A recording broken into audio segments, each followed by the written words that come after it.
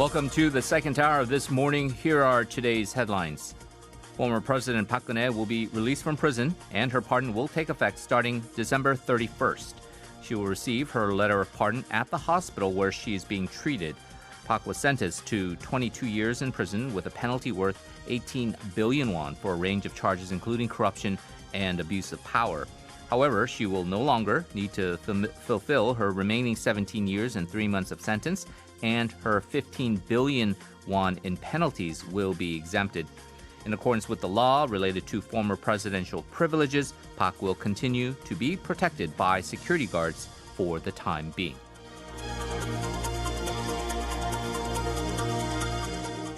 The death of the cleaning worker at Seoul National University was recognized as an industrial accident. She worked for nearly 44 hours per week for 12 weeks before she died. The Korea Workers' Compensation and Welfare Service claimed that the working environment she went through was physically demanding, and in addition, the Labor Ministry emphasized she suffered from stress after being bullied at her workplace.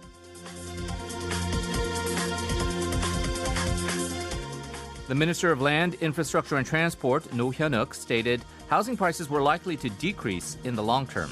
He emphasized that the real estate market was showing signs of a downward trend. According to KB Real Estate, selling and buying houses were sharply declining since August, and it was at an all-time low since the financial crisis in 2008.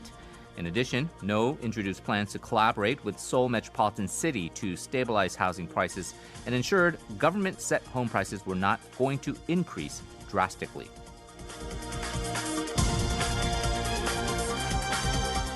Finally, a new report by the charity Christian Aid identified 10 extreme weather events that each caused more than $1.5 billion of damage in 2021.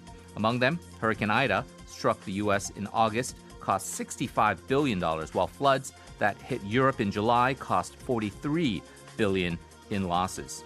The report explained that it focused on the financial costs that are typically smaller in poor nations, but some of the most devastating extreme events significantly impacted poor nations that have contributed little to causing climate change.